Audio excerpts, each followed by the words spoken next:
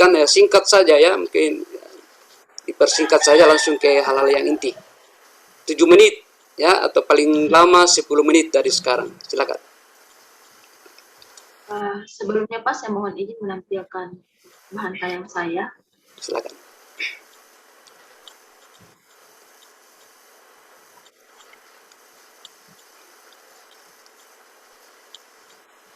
Oke, baiklah. Bismillahirrahmanirrahim. Assalamualaikum warahmatullahi wabarakatuh. Terima kasih atas kesempatan yang diberikan. Yang terhormat Bapak Evaluator Dr. Junda Maulana MSI. Terima kasih Pak sudah berkenan untuk melakukan evaluasi untuk hari ini. Selanjutnya terima kasih untuk Bapak Mentor Kepsek saya, Bapak Ridwan telah berkenan hadir. Selanjutnya saya mengucapkan terima kasih kepada Bapak Coach Jumail karena selama ini telah membantu kami menyusun rancangan aktualisasi ini. Nah, baiklah, rancangan aktualisasi yang saya angkat yaitu efektivitas penggunaan media slide PowerPoint untuk meningkatkan motivasi siswa atau konseling untuk mengikuti layanan bimbingan konseling di SMA Negeri Alu. Selanjutnya saya perkenalkan diri, nama saya Sri Resna Kuwiani, saya ditempatkan sebagai guru bimbingan konseling di SMK Negeri Alu. Nah, latar belakang saya mengangkat judul ini karena salah satu masalah terbesar atau salah satu kendala terbesar dalam memberikan layanan bimbingan konseling itu yakni kurangnya motivasi siswa dalam mengikuti layanan itu sendiri.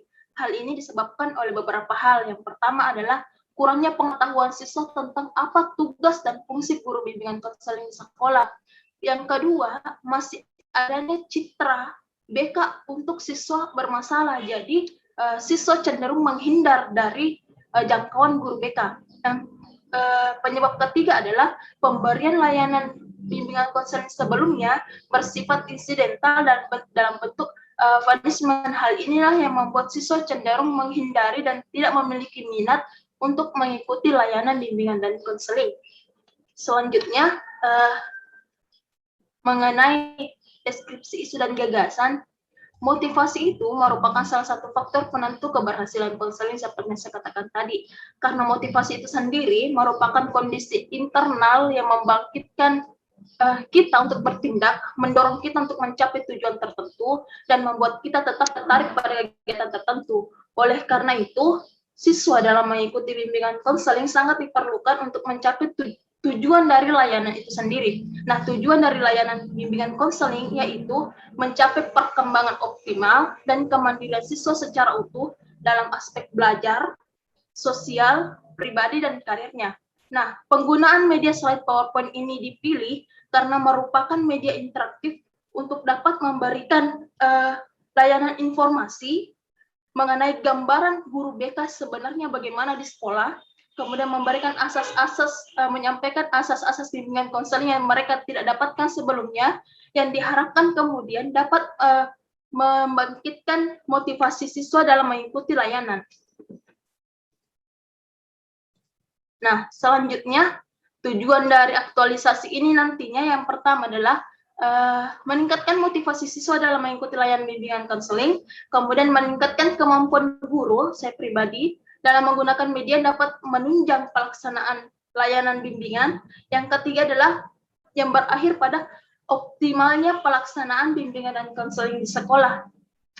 Nah, langsung saja saya masuk ke analisis isunya.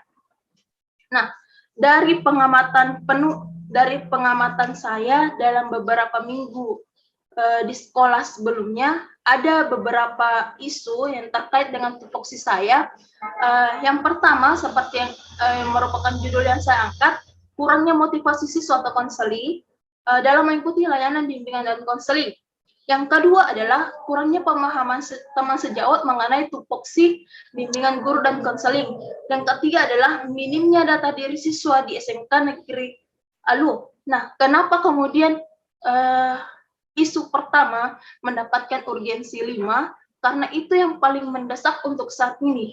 Layanan bimbingan konseling itu tidak dapat terlaksana apabila siswa tidak termotivasi untuk mengikuti layanan. Bagaimana kita dalam kerangka berpikir saya, bagaimana capaian layanan bisa tercapai apabila siswanya enggan untuk mengikuti layanan itu sendiri. Nah, ini kemudian menjadi masalah yang serius juga.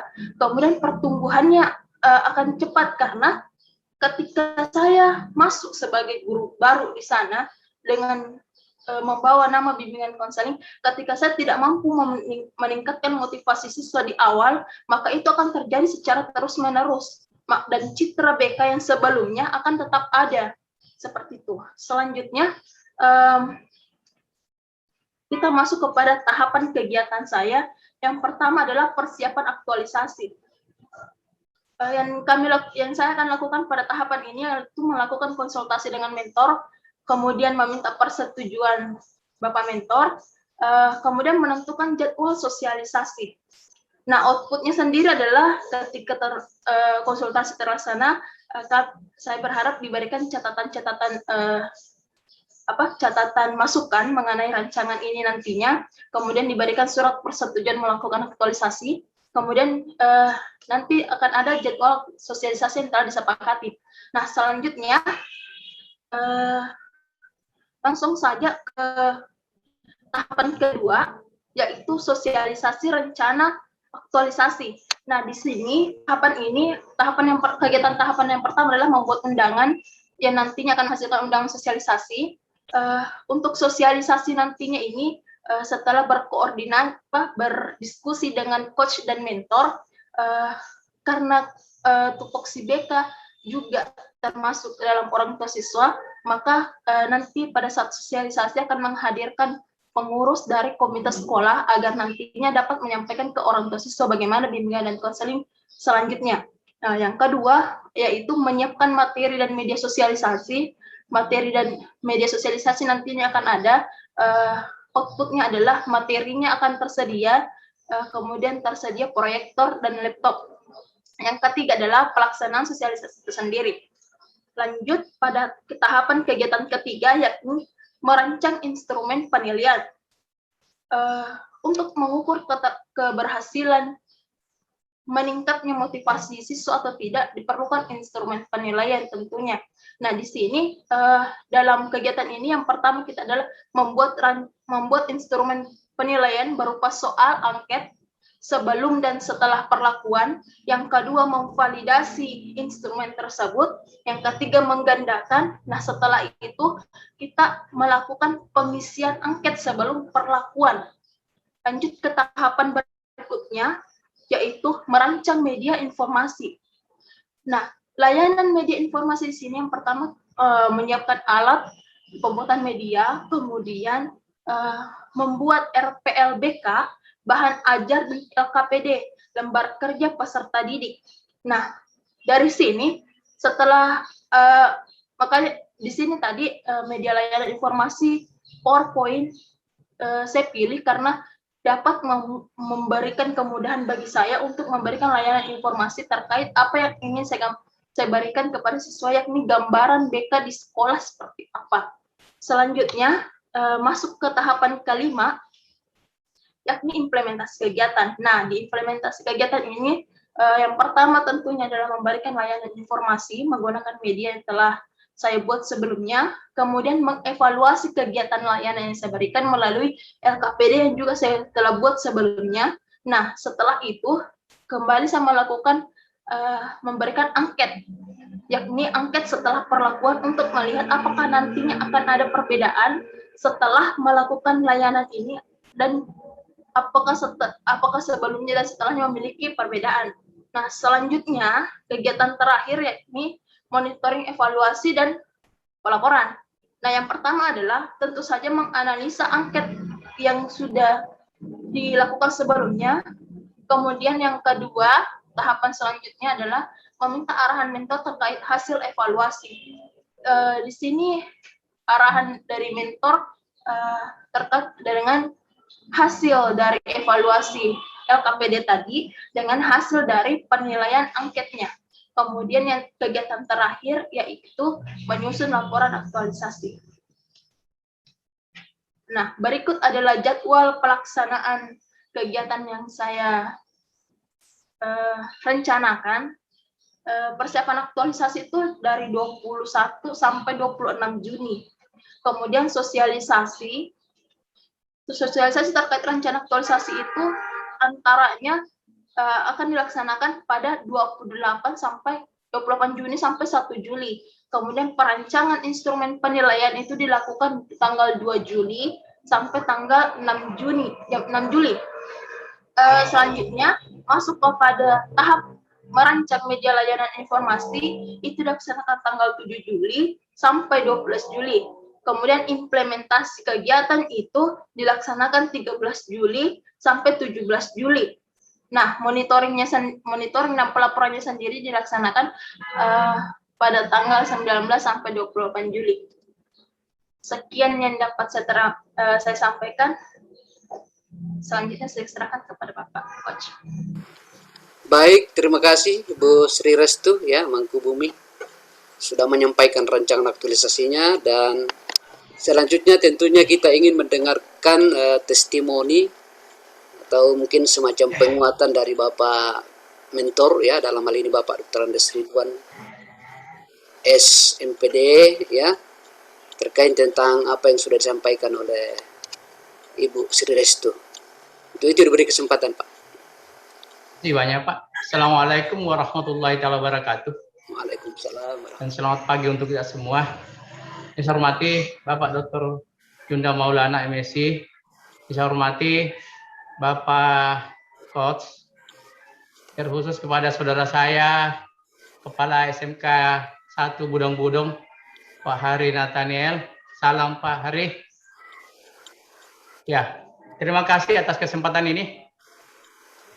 Baik, sebagai masukan dari saya sebagai Kepala SMK Negeri 1 Alu, perlu kami sampaikan kepada Bapak bahwa sejak berdiri SMK Negeri Alu, itu berdiri pada tahun 2014, baru tahun ini kami mendapatkan namanya guru BK.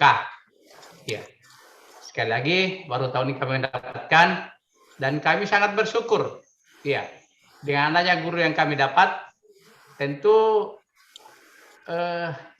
selama ini untuk menangani secara khusus tentu bukan ahlinya.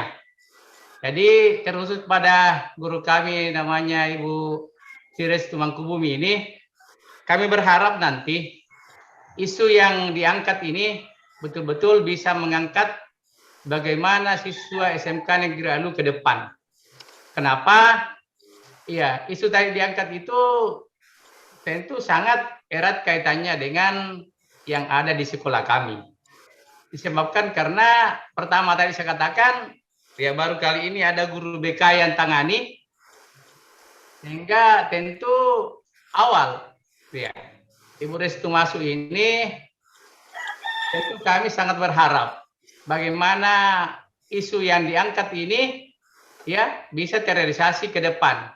Yang pertama tadi kurangnya minat siswa ya terkait dengan apa itu BK ya, karena itu tadi baru pertama kali.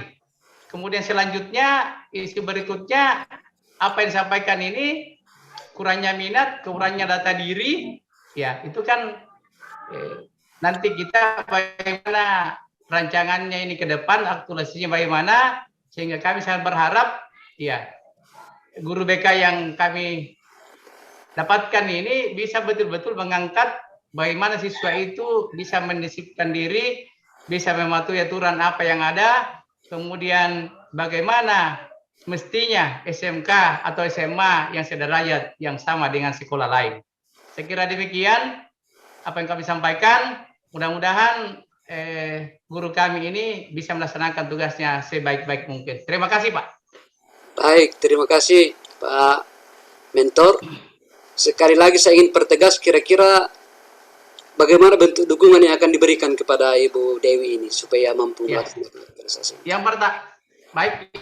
pertama, sejak beliau masuk saya sudah siapkan tempat, sudah ada ruangan tersendiri, ya. Iya, saya sudah siapkan itu. Saking gembiranya orang kalau mendapatkan guru. Ya, itu yang pertama. Yang kedua, apa yang dia inginkan, insya Allah dia minta, bilang saya butuh komputer satu, insya Allah ada. Kemudian fasilitas yang ada di situ kami sudah siapkan. Jadi dukungan yang ada itu, sisa nanti Ibu Restu yang berkolaborasi tentang pertama tempatnya, kemudian bagaimana sosialisasi dengan siswa yang lain. Saya kira demikian, Pak.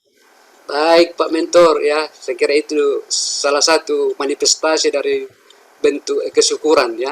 Dan yang perlu kita tahu di sini bahwa kehadiran Ibu Restu di sana itu berkat jasa dari Bapak evaluator kita pada saat beliau masih menjabat Bapeda, ya, beberapa saat yang lalu. Itu bagian dari perencanaan beliau, Grand Design perencanaan, untuk Terima kasih, Pak. memenuhi semua kebutuhan, ya, memudahkan akses di sekolah. Saya kira itu yang perlu kita catat baik-baik, ya. Dan selanjutnya tentunya tentunya kita berharap semua masukan dari Bapak evaluator. Untuk itu beri kesempatan, Pak. Baik, terima kasih Coach. Pak Kepsek yang saya hormati, Ya, Pak. khusus buat Bu Sri, ya. Ya, Bu Sri ya. Ibu Restu. Sri Restu. Ya. Selamat ya, sudah masuk tahapan ini, berarti sisa dikit lagi ke jalan. Kita diskusi aja barangkali, saya mau menggali pemahaman Ibu, ya. Apalagi ini BK baru di SMK Alun. Dulu zaman-zaman saya sekolah SMA, kalau guru BK itu guru yang paling ditakuti lah. Kalau bisa kita menghindar untuk ketemu guru BK. Tapi kalau guru BK-nya seperti Ibu Sri, ini banyak-banyak siswa nanti mau ketemu terus seperti itu. Ya, saya mau tahu Bu Sri, ya. Coba Ibu menjelaskan dulu saya apa sih tugas peran dari guru BK itu di sekolah. Baru kita berangkat ke kaitkan dengan aktualisasi. Itu dulu Bu. Ibu menjelaskan dulu apa peran tugas BK itu di sekolah-sekolah. Terima kasih Pak. Secara umum, perannya guru BK itu mencapai kemandirian siswa dalam hal belajar, karir, pribadi, dan sosialnya. Nah, terkhusus untuk SMK sendiri, yang diharapkan adalah bagaimana siswa mencapai kemandirian pribadi, sosial, dan karirnya, terutama pada aspek karir. Nah, kenapa BK penting? Biasanya, beberapa yang saya temui itu siswa meskipun sudah masuk SMK, mereka tidak tahu mau kemana. Setelah itu yang pertama mereka tidak tahu mau kemana. Yang kedua, mereka hanya stuck pada pekerjaan yang sudah ada sebelumnya. Misalkan yang anak busana stuck di penjahit, mereka tidak berpikiran setelah SMK saya mau melanjutkan kuliah untuk ambil desain, untuk ambil mata kuliah jurusan yang untuk mengeksplor lagi kemampuan dirinya. Nah, disitulah perannya guru BK yang untuk bagian karir. Bagaimana guru BK mengarahkan siswanya, mengarahkan konselingnya ke arah kemandirian karir. Artinya mereka dapat menentukan passion saya di sini. Ini yang bisa saya lakukan, minat bakat saya di sini. Ini yang paling bisa yang saya lakukan. Nah, bagaimana caranya? Masalahnya biasanya keinginan anak dan orang tua itu berbeda. Nah, ini tujuannya guru BK menjadi mediasi, mencoba memediasi antara keinginan orang tua dan keinginan anak, dan mencari jalan tengah. Dan jalan tengah itulah yang terbaik untuk kedua belah pihak, untuk anak tetap senang terhadap karir kedepannya, dan orang tua tetap pada ekspektasi anaknya akan seperti apa. Nah, selanjutnya perannya guru BK dalam kemandirian belajar yakni mencoba mengarahkan siswa, mencoba memandirikan siswa dalam usahanya mendapatkan teknik-teknik belajar yang sesuai dengan dirinya. Mereka tidak terpaku pada satu teknik, karena satu teknik itu belum tentu cocok dengan kepribadian dirinya. Cara A mungkin cocok untuk 1-2 siswa, adapun siswa lainnya memiliki cara belajar yang berbeda, yang selama ini mereka tidak berani coba karena mereka menganggap, oh cara A ini sudah berhasil membuat si A mendapatkan nilai bagus. Padahal cara belajar itu tergantung bagaimana diri kita, bagaimana kita merasa nyaman terhadap cara tersebut, karena cara itu tidak akan dilakukan 1-2 tahun, akan tetapi selama kita melakukan proses pembelajaran. Nah, selanjutnya dalam hal pribadi sosial, bimbingan konseling diharapkan pada pelaksanaannya mampu membuat atau mampu mengarahkan konselingnya mencapai kemandirian menjadi pribadi yang baik, bukan hanya terhadap pribadinya sendiri, tetapi bisa membawa pribadinya ke ranah sosial. Seperti itu, Pak. Iya, baik. Jadi peran dari BK ini besar sekali ya. Yang saya tahu ini selama ini siswa-siswa bermasalah saja yang berurusan dengan BK, ternyata tidak seperti itu. Lalu pertanyaan saya, ya ini di tataran kebijakan, apakah cukup di setiap sekolah itu guru BK-nya 1? Menurut Ibu Sri gimana? Cukup enggak kalau 1? Nah, itu kan kalau untuk BK kan relevansinya itu 1 BK itu maksimal sebenarnya untuk optimalisasi layanan itu 150 orang, Pak. Satu guru BK. Mampu 1 guru BK melayani 150 siswa? Siapa? Kan selain itu kan dalam bimbingan konseling ada namanya konseling pribadi dan kelompok. Nah, dari data diri sebenarnya di situ bisa dilihat yang mana yang bisa diberikan layanan kelompok. Jadi satu layanan itu kena satu kelompok itu, kelompok yang dimaksud itu kelompok masalah, Pak. Nanti selebihnya itu layanan pribadi. Kalau begitu, dari 3 isu yang Ibu angkat ini bagus, 3-tiganya ini bagus sekali ya, kurangnya motivasi, kurangnya pemahaman, minimumnya data diri. Karena dari penjelasan Ibu tadi menjelaskan bahwa BK ini tujuannya 2. Ya, pertama untuk bagaimana siswanya, ya, untuk mengetahui potensi diri siswa tersebut sehingga minatnya kemana. Ya, kemudian yang kedua adalah untuk guru sebenarnya ya, BK guru tadi kan bilang setiap orang memiliki gaya beda untuk menerima sesuatu. Jadi ini juga harus dipahami oleh guru. Jadi saya tertarik penjelasan. Jadi kalau saya kaitkan antara penjelasannya Ibu dengan 3 isu ini, saya sangat setuju dengan 3 isu yang diangkat, Pak. Ini catatan. Saya salut dengan 3 isu. Cuma dari 3 isu ini, mana yang prioritas, mana yang perlu dilakukan lebih dulu. Nah, ini lagi-lagi uji, kita harus uji dulu Bu Sri. Ini kan tadi skala Likert dipakai, tadi saya katakan yang pertama itu kan subjektivitas sekali. Ibaratnya kita sudah menentukan judul kita, lalu kita memberikan nilai untuk memberatkan nilai ke judul kita tersebut. Sehingga nanti yang menang menurut saya menjadi prioritas yang sesuai dengan harapan kita. Artinya ada unsur subjektivitas. Misalnya tadi antara isu pertama, isu kedua, isu ketiga ini menurut saya kedudukannya sama.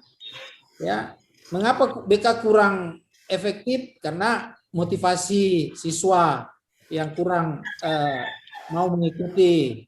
Pertanyaannya apakah iya BK itu hanya kemauan siswa, bukan kehendak dari sekolah, kita yang adakan seperti gitu, bukan tunggu siswa yang mau, yang tidak mau konseling tidak apa-apa.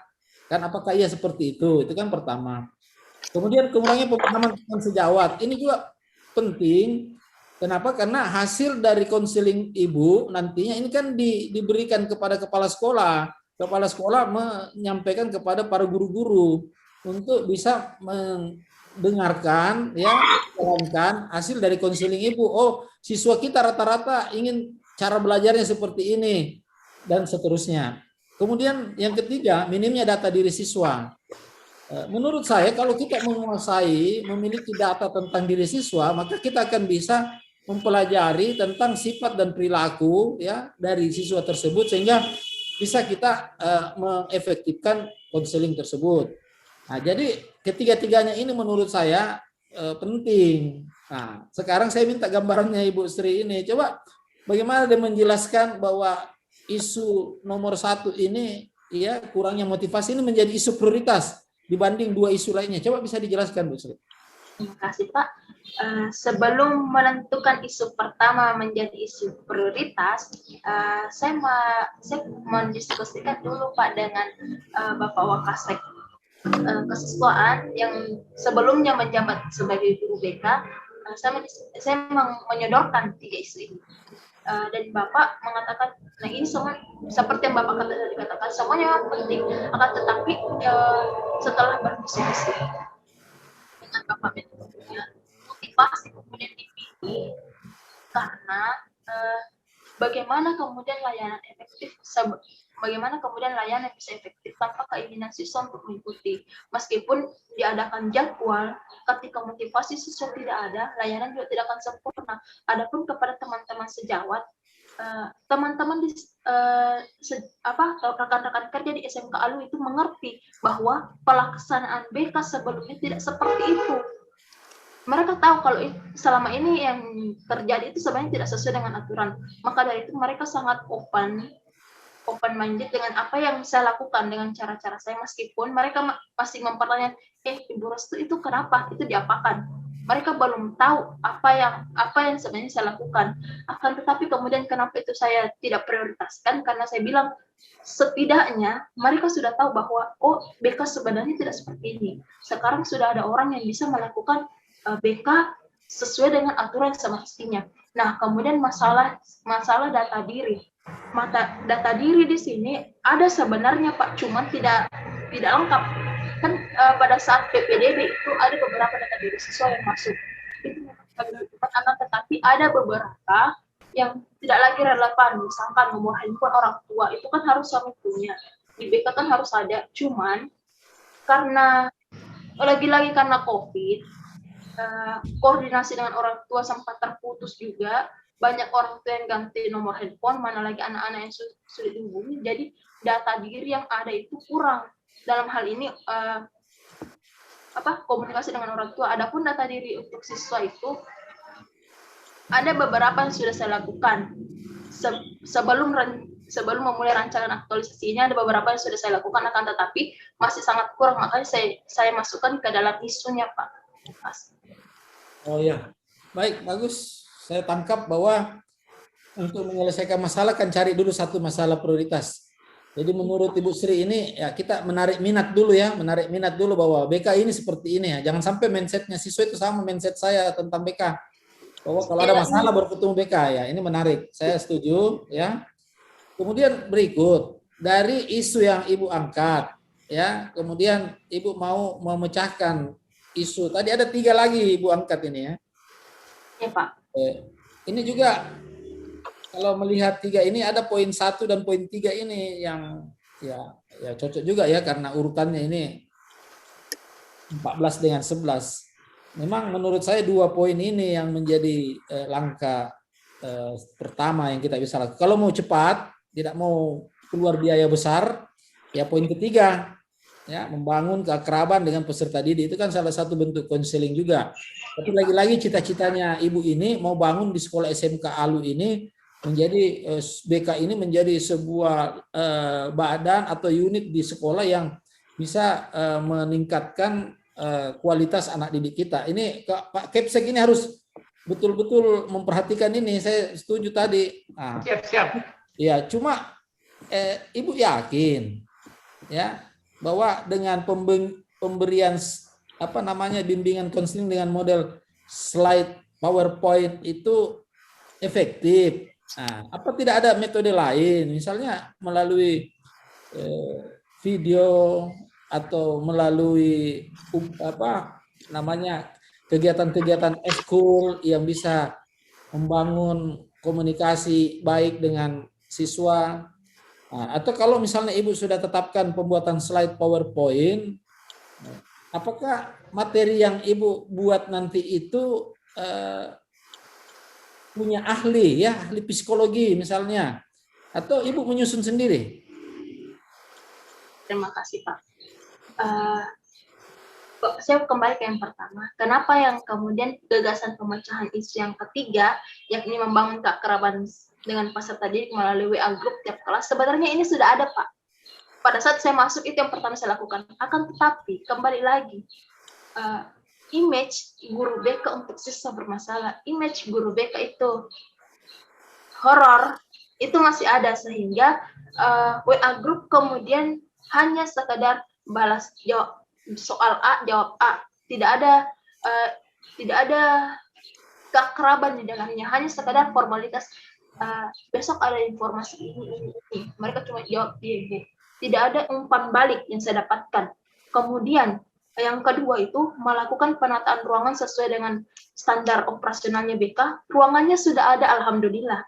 Cuman kemudian saya memang belum sempat menata, akan tetapi ruangan itu selalu ada orang di depannya, selalu ada siswa di depannya. Tapi pada saat saya ada, ruangan itu seolah-olah menjadi magnet untuk mengusir semua siswa-siswa yang ada di depan. Artinya, image ruangan BK horor itu masih ada. Makanya saya jadikan salah satu gagasan pemecahan bagaimana caranya menarik siswa. Akan tetapi kalau ini kita lakukan ini, mohon maaf biayanya lumayan besar karena pengadaan.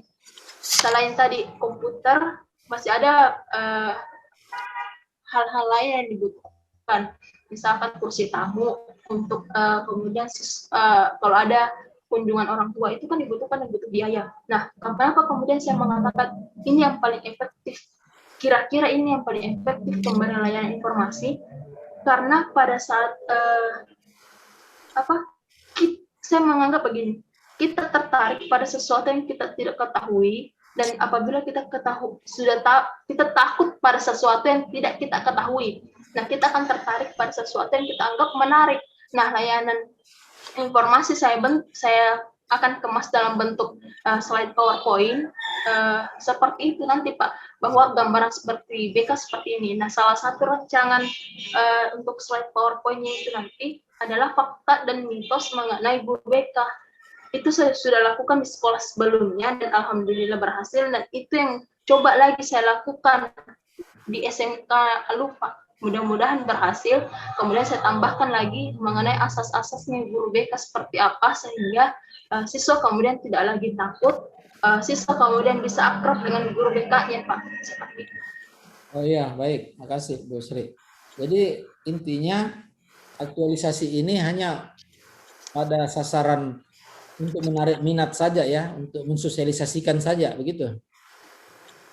Itu capaian jangka pendeknya, Pak. Kan setelah ini nanti, setelah motivasi siswa sudah mulai menerima layanan, maka layanan selanjutnya akan lebih optimal. Ujungnya nanti itu siswa mencapai kemandirian dalam bidang pribadi, sosial, belajar dan karirnya, Pak.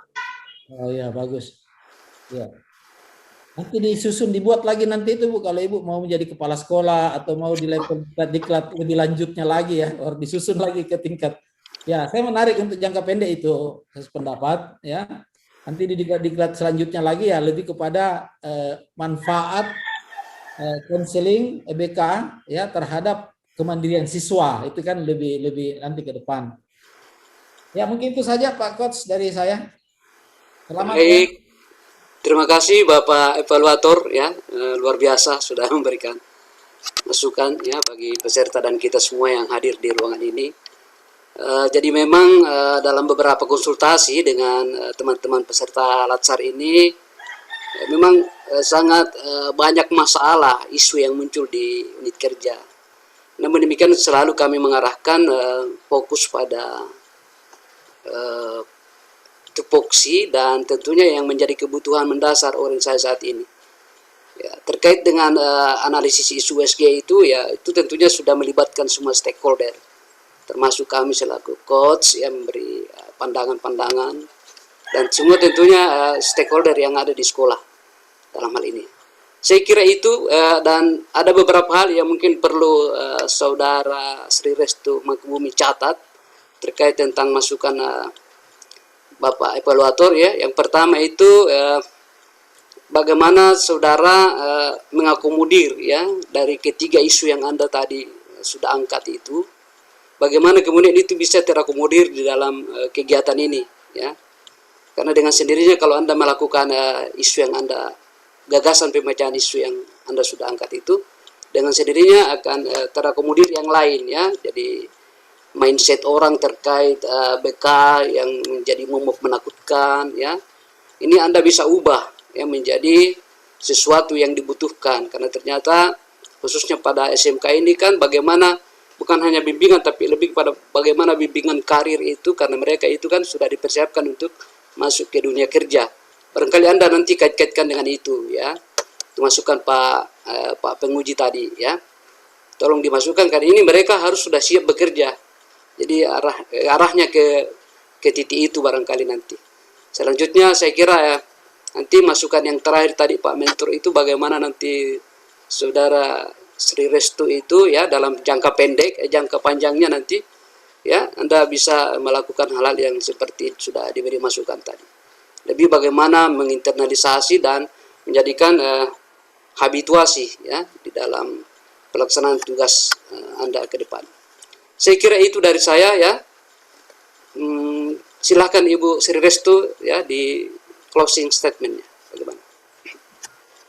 Terima kasih Pak atas masukan yang diberikan oleh Bapak Evaluator. Terima kasih atas dukungan Bapak Mentor dan pembinaan dari Bapak Kos. Sekian presentasi rancangan saya. Assalamualaikum warahmatullahi wabarakatuh. Waalaikumsalam, ya. Aplaus dulu untuk Ibu Sri Restu, ya. Ya.